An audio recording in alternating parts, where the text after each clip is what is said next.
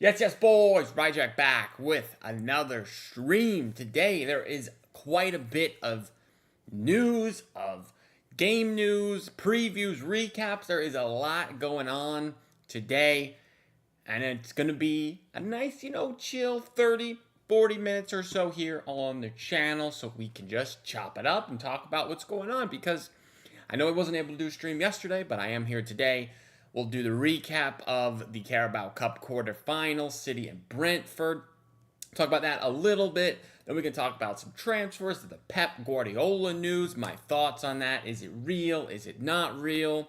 We'll discuss. And then, of course, the West Ham preview for tomorrow that I will be doing a live watch along for here on the channel tomorrow morning, 10 a.m. for me.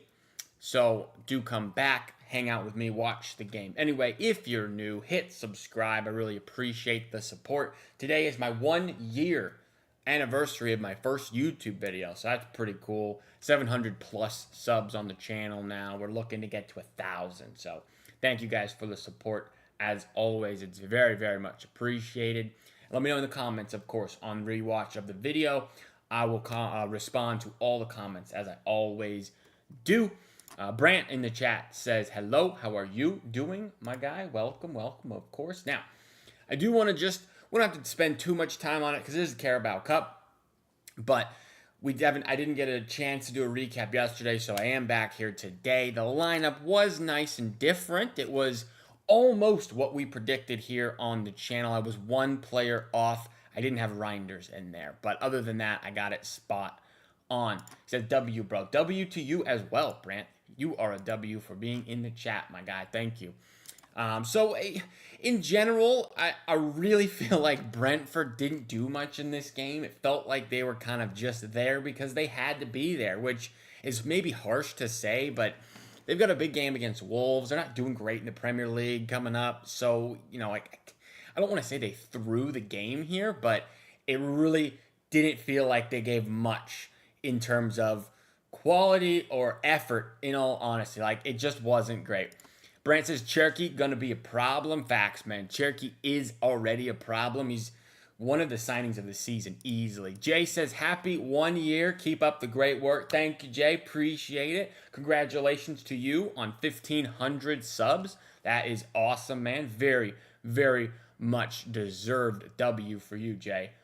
Very much. Now, like I was saying, Brentford were pretty awful in this game. City, as far as making the changes, it's a little reminiscent of the Leverkusen game where we make those 10 changes. Here's not quite as much, but it was a much more workable game. It wasn't quite so heavy in terms of changes, and it just felt like it flowed better. Maybe that's because Brentford are not as good as Leverkusen, but Trafford I thought was all right. Kicking wasn't great, I can't lie. Was a little disappointed in his kicking, his long ball. I think his accuracy was like 3 for 18, 2 for 18 on accurate long balls. Not ideal from your goalie, but it is what it is. You're not going to get much better with Donnarumma. Anyway, left back O'Reilly continues to hold that position down. I thought he was good. He did get a nice 20-minute break after a sub. Ake, Kusanov did pretty well together.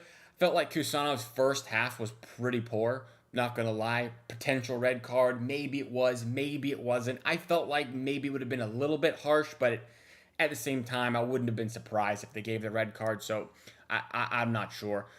Second half, though, Kusanov definitely made an improvement. I thought he was the best player in the second half. He was fantastic. Brant says, haven't seen Haaland score a hat-trick in a while. Tomorrow is the day.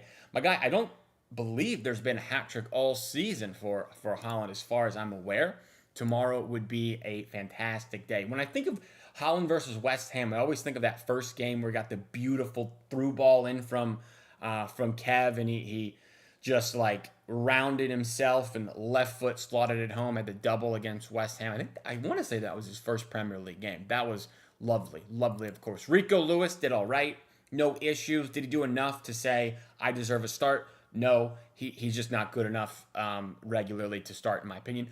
Reinders, better from him. He's had some stinkers lately, but I was pleased with what I saw from him. I want to say I'd like to start him, but I'm not really sure exactly what we do with Tijani at the moment. Nico G continues to ham out minutes. I actually calculated it this morning. Nico G, of the last 12 games, has been subbed for 50 minutes of those 12 games. Of the 1,080 minutes available for Nico G, he has played 1,030 in the last 12 games, which obviously that's a problem, and we need to address that somehow. Rodri would be the solution. Kovacic would be the solution. Neither are fit. That is unfortunate. Maybe Nunez can be that guy, but then, what do you do with right back? I don't know. Bernard Fung says, hi, welcome to the stream, my guy. Hope you are doing well. Let me know your thoughts on everything, of course, in the comments, and I will bring them up on screen. We can discuss. Front three, I am gutted for my boy Oscar Bob. This guy, it might have been his last chance to make an impression on Pep and the coaches and the hierarchy before a potential loan, and we get an injury, man. He looked nice in the first 15 minutes, created a chance, probably could have done a little better, maybe even scored, but the shot had no venom. It was just a soft roller, the P roller to the keeper, and then he comes off with a hamstring. I've heard reports it's not good. It is a grade 3 was the alleged report I heard. Hamstring tear, which absolutely sucks, by the way. That is 3 to 6 months, according to Grok on X. Maybe that's, true. Maybe it's not true, but I'm gutted for Oscar Bob. It even could put his World Cup in doubt, which just is brutal for me, man. Brutal for me. I say me because I'm a huge Bob fan, but brutal for him. I'm so devastated for Oscar Bob. I was hopeful this could be a moment where he steps up, and it just doesn't work out. Another injury. That is awful. Can't lie, Reinders disappoints me. Need to step up a level. Brent, I do agree with that. Reinders he started out that Wolves game, man, just one of the best players in that game week 1 for the entire Premier League. He was great. And since then, it's not been, great showings. It's been a lot of average, and it's been a lot of what do you actually do out here? Like, I can see the talent. He passes the eye test, but he doesn't work defensively at all. Doesn't feel like he's in there for tackles at all. It's difficult. He's only got 2 goals. I would expect more by now. If you look at his Premier League ranks, 2 goals, 2 assists. It's all right. It's all right. I think there's another level for this guy to go to, and maybe it just takes some time. When you're new in a Pep Guardiola system, Reinders can get there eventually. That's possible. Cherky gets a lovely goal, beautiful goal, fakes on his left, comes back onto his right. Keeper has no chance, and it's just, what else can this guy do? Like, it's ridiculous. He's just got all the talent in the world, and it just oozes off the screen whenever he's on the field. Pep said it best: a blind person can tell that this guy has talent, which is a crazy quote. Mukasa did all right. He actually played all over the front three. I think he played up top to start. Then Bob got hurt. He went out to the right. And then we made subs later on in the game, and he went out to the left. So he was all over the front three. He did look like an academy kid out there, I would say. So, nothing outstanding, but he didn't really do a whole lot, really. But nothing bad either. So that's fine for Mukasa. Good for him getting out there. We did see a debut for Charlie Gray, about 10 minutes. Good for him. Pep said he's one of the, a brain, something like that, which is, nice to see. Nunez got some minutes in midfield, which I'm not sure I thought we would ever see again, but we did. Maybe that can be something we see in the future for Nico G rest. Maybe. He's going to have to step up, or when Rodri comes back, he is on the bench. Talking about Tijani Reinders, I do agree. Rodri back, it creates somewhat of a dilemma for Reinders for sure. But unfortunately, no one has any idea when Rodri will come back. According to some people who allegedly know things, he had a setback and was injured, unfortunately, once again.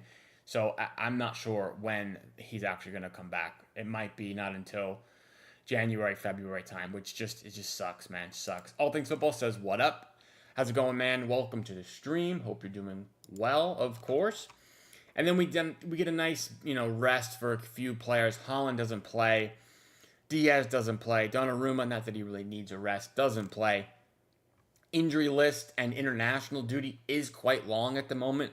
When you have 6 potential first team players that are out, and now Bob as well, 7 players of your first team squad that are injured, that is brutal. Brutal stuff. Marmouche gone, Nori gone, Doku, Stones, Kovacic, Rodri all out this weekend, and Bob as well. That is a lot to overcome. Picked up his remote and tore his ACL. Well, let's hope that is not what happened again. I don't think it was that bad of an injury again, but allegedly it is just a setback, man. Just realized Gavardio looks so similar to FG, Man City esports guy. Yeah, he definitely does. Shout out to FG. He is always fun to watch. I do like him. By the way, they said what Bob's injury is, your star board. They haven't really said anything. I just have heard hamstring injury grade 3. That's what I've heard, and that's not good. Not good for Oscar Bob. Anyway, with that in mind, we do move on to the the semifinals of this competition, the Carabao Cup, not until January 13th. That's the first leg. Against Newcastle, we'll play Chelsea and the winner of Arsenal Palace, which is cool, which is fine. It's chill. At this point in the competition, it feels like it's, might as well go for this win. Going into this game, I was pretty open to a very rotated squad just in case, because the Premier League is obviously more important. But, now we're in the semifinals. Let's just go on and win this thing. We haven't won it, I believe, since 2021. It's been a good few years since we won the Carabao Cup. We used to win this trophy all the time, so it'll be nice to see us lift a trophy early in the season. It'd be good, especially after last year's, horror show. Exactly. So that's my recap for that game. Let's take a look at some transfer news. I'm gonna pull up Twitter here just so we can take a look. I would say the biggest transfer news at the moment is Antoine Semenyo. This news, he is expected to move in January with a £65 million release clause valid until around day 10. I guess that means January 10th. I don't know why you just wouldn't write that. But United and City both called this week, pushing and in direct talks. Decision is up to the player. I have read that allegedly the difference in the offer, United are willing to go pretty high on the wages, whereas City are going, they're selling the ability to go compete and win trophies. Obviously not something United can sell. You can't sell, hey, come here and win trophies, because they don't win anything. Even their captain, Bruno Fernandes, said, if I would have known how we would do, I would have left, which is a crazy comment for a captain of a club of the stature of Manchester United to say that. That is an insane comment. He saw Mo Salah's interview and said, I will top this with awfulness. Brant says, I just don't like Semenyo at City. I don't know why. Well, it's an interesting case you make, Brant. I really like Semenyo at City, personally. I have a bookmarked tweet. I want to say somewhere here. Right here. Antoine Semenyo versus Premier League wingers. Look at this. Look at this. First in goals. First in expected assists. First in goals and assists. Non-penalty goals, second. Shots on target, second. Duels, 1, second. Aerial duels, 1, second. This screams the guy is good. The guy is a direct winger. He is so different than what we have at the moment. He's an out-and-out goal getter. He's not as creative as like a Savinho is. And I know Savinho has his own problems and everything because he doesn't really score. But Savinho does get assists, so we have to give him credit there. Semenyo, on the other hand, is an out-and-out goal getter. Wherever he is on the pitch, whether it's the left, if it's in the middle, if it's on the right, he's always a danger to score goals, which is something allegedly Pep is looking for. So that's why I like the Antoine Semenyo length. He's only 25. He's been in the Premier League for some time now, and he clearly is a good player. I back it. I back this move. If I could choose any right winger, would I choose Semenyo? No, I would choose Michael Olise in a second, but I don't think that is doable, unfortunately. I can't believe I'm seeing Rodrigo links. Oh, not seeing Rodrigo links. Yeah, the Rodrigo thing seemingly is dead and gone. I don't think that is coming back, everyone. I don't think we're getting any Rodrigo links. Unfortunately, for those who, like the Rodrigo idea, I just don't think that's happening. Mark Gahey has emerged as a leading target for City. This was the other day. We did talk about it on stream. I don't really think there's any update on that at the moment. It could hinge a bit. Maybe Oscar Bob's injury hinges a bit there because Crystal Palace were the team that were really interested in Bob on loan, and maybe that could have worked some sort of dual deal where we give them Bob, they give us Gay, something like that. And I don't know that Bob is going to be able to go out on loan at the moment, which is unfortunate, on its own, but that could potentially hurt our case with Gay. He's got the choice of Liverpool, he's got the choice of us. He could go to Bayern, he could go to Madrid. Like, he has a lot of options. So, I mean, this says we're leading transfer. He's a leading transfer target, but that doesn't necessarily mean we're the favorites specifically for Mark Gay. So I'm not sure on that one.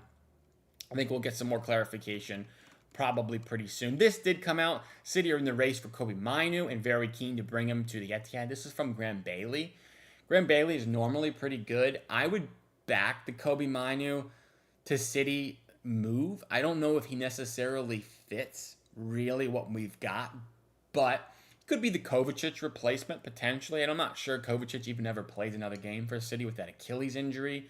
Kobe Mainu could be a guy that he's English, homegrown, doesn't even have to move house. He can just stay in Manchester, come to our training facility instead of theirs, So I think there's a player there, and United can't figure out how to use him. I would back that Pep figures out how to use Kobe Mainu, and it would be really successful for City. Does it happen? I feel like probably not, because I just don't see that deal getting done between those two clubs, but tweeted out there, so I thought I would look at it. Anyway, that's really the transfer news at the moment. It's all Semenyo, it's all Mark Gahey, and then definitely in the background is the Kobe Mainu thing. Livramento may be on hold due to that new injury. Unfortunate for him. It might be another ACL. I haven't seen any clarification on that at the moment, but that does suck for him. The guy just can't catch a break with terms of injuries, and if you're injury prone, maybe City don't want to spend big on you. He may have potentially lost his chance to move to City, and that sucks for him. But we do have Nunez, who's doing a really good job, and I still would expect, to be honest, we buy a right back, but maybe the profile is different. Maybe we buy a project right back now if we're going to roll with Nunez for a while. He will have to move houses. Can't let United fans have his address if he moves to us. Maybe for safety purposes he has to move, but in terms of in actuality, he wouldn't really have to move cities, is maybe what I meant. Tino thinks of the Cambiasso situation. Yeah, another good shout. Cambiasso was heavy linked to City, and then the guy's injuries just piled up, and they decided we don't want to do this anymore, man. We don't want to deal with these injured players. So there is that. And then yesterday, the Pep Guardiola news comes out. And it is from David Ornstein. And I know people are all angry because David Ornstein allegedly is an Arsenal fan or whatever. But I don't really understand this, guys. David Ornstein is one of the biggest transfer journalists out there in world football. He has 4 million followers. Just because he supports Arsenal doesn't mean that everything he puts out is pro-Arsenal biased. There is some form of professionalism left in the world, and I think he's not a pundit. The pundits who are former players maybe are biased in what they talk about, but David Ornstein just is a reporter. He's a journalist. I don't really buy that he's putting this news out to knock City off their title charge. I just feel like that's just an easy thing to say, and I just don't believe that that's true. I think he's too well known and has a good reputation to do that. I don't know what. I just think that's crazy to think that, to be honest. But he does say there is growing anticipation of this being Pep Guardiola's last season at Man City, although a firm decision will likely be made closer to the campaign, according to numerous well-placed sources outside the club. Outside the club is pretty interesting to me because it's not inside the club, and really the only person that matters in the Pep Guardiola, will I stay, will I go, is Pep himself. So, if Pep tomorrow says, I would like to sign a new 10-year deal, the club will say yes. If he says tomorrow, I would like to leave at the end of the year, the club will say yes, no problem. So, there is a growing anticipation of this being his last season. That is not like a crazy thing to think, because people maybe think he's tiring. If we have a chance to win something big like the Prem or the Champions League, he can ride off in the sunset a champion, having rebuilt the squad again. And does he want to do it one more season just because he has a contract? I could see it as a thought in Pep's mind. That doesn't mean he has decided. Like, this guy is not reporting Pep is leaving after the season. There just is people that think he might quit after this year, which I don't think is unrealistic personally. Personally, I think Pep is too involved in transfers to leave until 2027. Here's what I would say to that comment. If Pep was to leave this, let's say it is next year, where we fast forward a year and we know for sure he's leaving in summer, do we just not do any business? Do we just say, Pep's leaving, can't do any business? I feel like we would still do business, because you don't just stop doing your job when you know you're leaving soon. I mean, he wants to push to win the Premier League this year. If he's leaving and he wants to win the Premier League, he can still be involved in transfers and buy players. So that's what I think about the people that say he's too involved in transfers. I would hope he's involved all the time. Like, it's still his squad for another 6 months or another 18 months. So I just think, I don't know. I think it's possible. It's possible he wants to walk away if we win the Premier League or the Champions League. And I don't think David Ornstein is just throwing this out there out of nothing, out of thin air. I don't think he made it up. Someone told him that, which maybe that person isn't lying, but he said well-placed sources. So you never know. I don't think it's that unreasonable of a thing to suggest. However, his follow-up is Enzo Maresca is high among the candidates Man City are considering in case Pep decides to exit. This one is a little bit different. Maresca as a candidate. Do I like that idea? I don't dislike the idea of Enzo Maresca. He's probably not, in my top 3 that I would want for this job, but I would want Luis Enrique. I would want Vincent Kompany. I would want probably Hansi Flick. I would want probably Julian Nagelsmann even potentially above him. But after that, I mean, Enzo is a Pep disciple. He's worked under Pep. He won the treble with us when he was under Pep as an assistant. So I don't think it's like a crazy thing to say. And he's done pretty well at Chelsea. He wasn't really able to buy who he wanted this summer. He won the Club World Cup, which, you can call the Mickey Mouse Trophy or whatever. We were in the competition. We didn't win it. He won it. There was a lot of teams in that competition, and he won the competition. He won a knockout competition. Like, I can't knock him for winning it, So I don't dislike it. He was in the Conference League last year, which, yes, that's a crap league and tournament, but he did win it. It's not like he was in it and lost. He's won the 2 competitions he's been in. So that's something nice to see that I think matters and I think is nice. Surely we can pry Kompany away once Bayern wins the league. I mean, we probably could. But it's also possible that Kompany just feels like he can dominate at Bayern for a long time and doesn't want to leave yet. I still think he would probably want the City job, but you never know. You never know exactly what's going on with these guys, these managers. So maybe Kompany doesn't want to leave Germany just yet. Maybe he wants to wait and be the second successor after Pep. Like, the person after Pep has a tough job, David Moyes at United basically had no chance from the jump.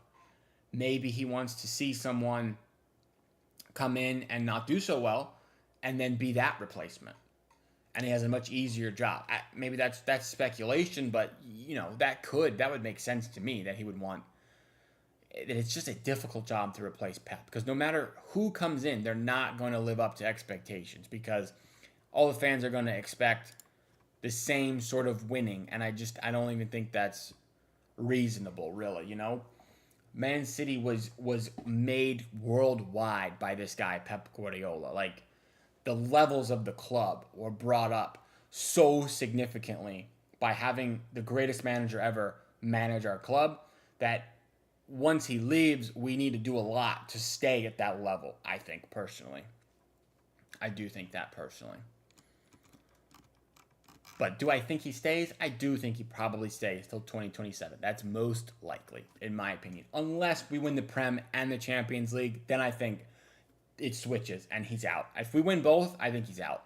Because what's he got to prove? What's there left to prove? I think he's out if we win both. But do we win both? Probably not. I mean, that's a huge ask to win both the Premier League and the Champions League. Anyway, now let's take a look at the game preview for tomorrow. West Ham. Let me pull that up here. We got it on FOTMob because FOTMob is the best and they should sponsor me because I love them and I use them every single day of my life. This is the predicted lineups here. You will notice West Ham are missing some big-time players, both their fullbacks. Aaron Wan-Bissaka is with Congo in the AFCON. And Diouf is, I don't know where Diouf is, what nation he is, but Malik Diouf, maybe Senegal? Senegal, there we go. He is at AFCON as well. Diouf, both of them actually having solid-ish seasons. New manager as well, Nuno, probably hunkered them down a bit more since coming in. They're a bit more defensive. I would expect probably a back five as well. They're not going to really come at us and press us. I would be shocked if they did that. But they still have some danger men. Lucas Paqueta, we all know Paqueta and the transfer saga situation. He can score a goal basically out of anything. Jared Bowen, same thing. A baller. Potential summer move for him to a big club. Fernandez is all right. Potts, I think, is one of their academy kids. He's all right. Todibo is decent. Mavropanos is decent. But, in terms of goal threat, like Paqueta and Bowen are probably the big names to watch, I would say. Yeah, 3 goals, 5 goals. And then it's kind of spread out. 2 for Fernandez and it's a bit over the place there. But I mean, West Ham, I don't want to say we should dominate these lot here, but I mean they are in the relegation zone. They're down in 18th spot, which is brutal for them, man. Brutal. 13 points. They've conceded 32 goals. Like they're not having a good time of it. This is a game City should be winning and trying to run up the score and help our goal difference situation because we're up in goal difference actually best in the league, but we should be trying to run that up as much as we can for sure. Last 5 matches, head-to-head. Let's look at head-to-head. It's been all City. 27 wins, 5 draws, 2 wins for West Ham. Last year we beat them twice. Year before that, beat them twice. I mean, we've just been on a long winning streak beating them. I think the last time they beat us was this game here in the Carabao Cup. They beat us on pens. So it's been quite some time since they got a pretty good result against us. And they just struggle, man. They're not a great watch either. Like, I don't really fear West Ham. Maybe you guys feel differently. Like, I know Paqueta and Bowen are like international level players, but other than that, I don't really. Maybe Mavropanos is as well. I just don't feel much bite in West Ham. I don't think we should struggle really. I almost wonder, can we keep rotating a bit in terms of getting our players some rest because of the fixture schedule we've got going on and the situation with Nico G? Can we afford to? He's probably going to start the game, but is it a game we can get like 3-0 up and take him out? Maybe even at halftime or something. Maybe that's wishful thinking, but I'm thinking things like that. All right, let's do the lineup here.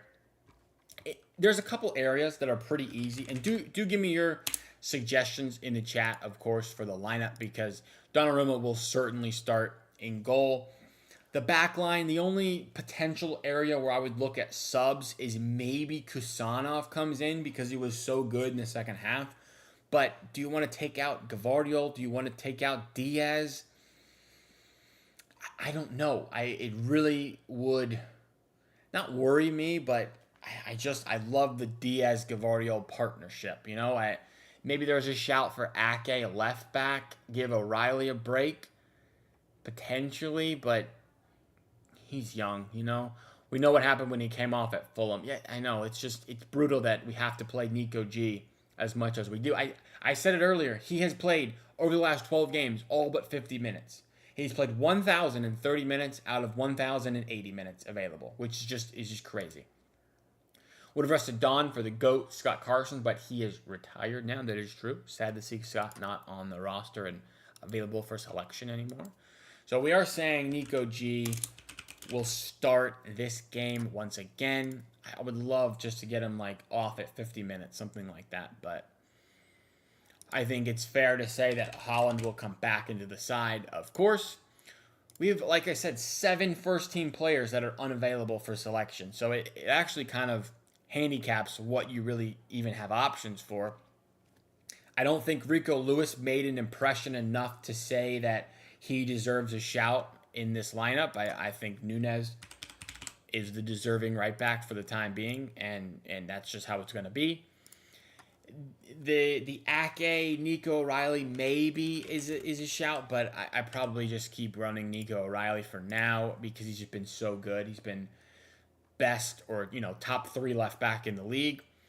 And while I would like to sub in Kusanov, I think we're just going to see Gavardio probably and Diaz.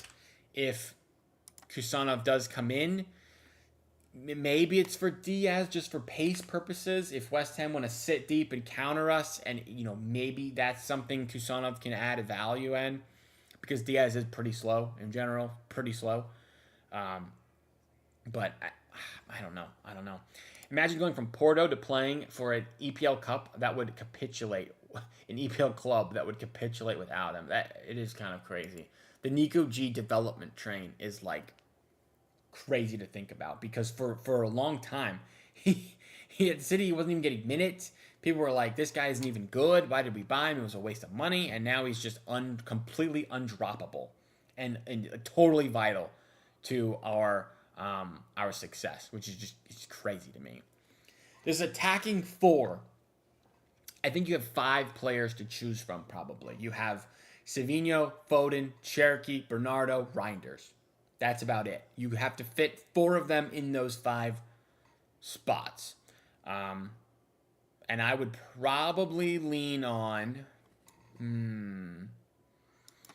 The one thing I would say is anytime Cherokee plays, Bernardo plays. Because Cherokee's out of possession defensive work rate is not good. Bernardo's is amazing, so they both play. I'm willing to bet they have both. Whenever Cherokee plays, Bernardo plays every single game. Every single game this season, if they both start, if Cherokee starts, Bernardo starts. That's how that works. I would say Savinho has probably earned a start. Performance was really good. So I would start him at left wing probably.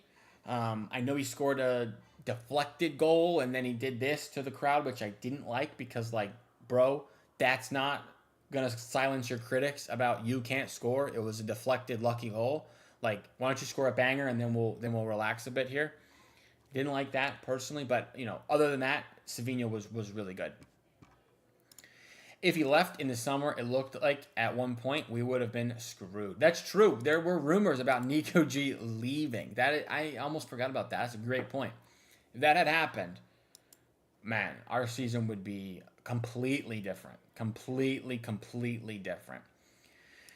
All Things Football says he thinks Reinders and Silva probably going to start. I kind of tend to agree with that we'll see Tijani here. And that means potentially either Foden or Cherokee does not play. Has Foden played quite a bit that we think it's maybe a good opportunity to rest him, and we can have Bernardo Cherokee here, and Foden gets a bit of a rest. Bernardo Cherokee maybe. Kind of like this idea. because Bernardo can drop into here, Cherky can invert, Nunez can come up top, Savinho can go to the byline like he does, or O'Reilly can potentially come in and invert here, and Reinders can kind of be free-flowing. That kind of makes sense to me. Foden gets a bit of a rest, and, let's say we need a goal late in the game. If you don't start Foden, he is someone that you can bring on and get a goal. If you start Foden instead of Bernardo, Bernardo is like not someone that you can bring on as a player to score a goal, because he's not. Is he a game changer? No. Foden is a game changer, that he could be a bench player if we need that. I would see Foden starting over Savio and him coming on in the 60th minute. But Foden left wing, I don't like. Cherky left wing, I guess we could do. We could potentially do that. It's just this left wing position is a bit confusing, Unless you want to say Nico O'Reilly is the out-and-out left winger and left back at the same time, and then whoever this is just completely inverts to pack the midfield. I guess you could do that. Foden was supposed to be rested, but Bob went down. That is true. And he ended up playing 65 minutes. He even came out of the game. He came on and came off. So I don't know. The decision is, do you start Foden or do you start Savinho or Cherky / Foden for Savinho? I think is probably where the decision is. And I'm not sure. I think I like the idea of Foden as a bench super sub situation just in case we need it, because he is the only one that's actually able to affect a game from the bench. Savinho coming on, I'm not sure actually really impacts much. He's not a goal scorer. He's not a goal scorer. He just isn't. And the only other options you have are like Kusanov is not going to score you a goal. Ake is not going to score you a goal. Rico Lewis is not going to score you a goal. I mean, who else is there? I don't even know who else we would have on the bench, to be honest. Like, our bench is going to be, it might be 3 or 4 academy kids on the bench on Saturday, tomorrow. So I think this lineup is the most balanced, potentially. And, I mean, either way, I do think we're winning this game. West Ham are pretty bad. West Ham are struggling. They're on the struggle bus, I would say. So I do think we're going to blitz them, and it ends up being a moot point, this bench super sub. But just in case, on the slight chance we struggle, let's have Foden as a bench option to be a super sub situation. That's what I think. But yeah, on a prediction for the game, I would be going with a City win. I would love a big win, but I'll go with a 3-0. How about a 3-0 Manchester City win, and maybe, like Brant talked about earlier here in the chat, we get a Haaland hat trick again. That would be outstanding. Some sort of Cherky gets creative and gets Haaland some goals. Pile on the stats. I would love to see that. Other than that, though, guys, I mean, that's most of what's going on. That's the transfer news that I've seen. That is the recap of the Carabao Cup, and that's the game for tomorrow. I will, like I said, do a live watch-along here tomorrow morning on the channel, 10 a.m. for me. I think that's 3 p.m. kickoff for you guys over in the UK. So if you're looking for a channel to come hang out with, you can come back to my channel tomorrow, and we'll watch the game together. 3-1, I can see a Bowen on the back post tap, and I can see that. Bowen is always good against us. Bowen could get a goal, man, for sure. Anyway, that's it for the stream today. We did about 40 minutes. I do appreciate it, as always. If you guys are new, hit subscribe. Today is 1 year making YouTube videos, and we're on the road to 1,000 subscribers. I really appreciate it, and like I said, live stream tomorrow, so I'll be back in the morning, and I will see you guys there for a Man City win, hopefully.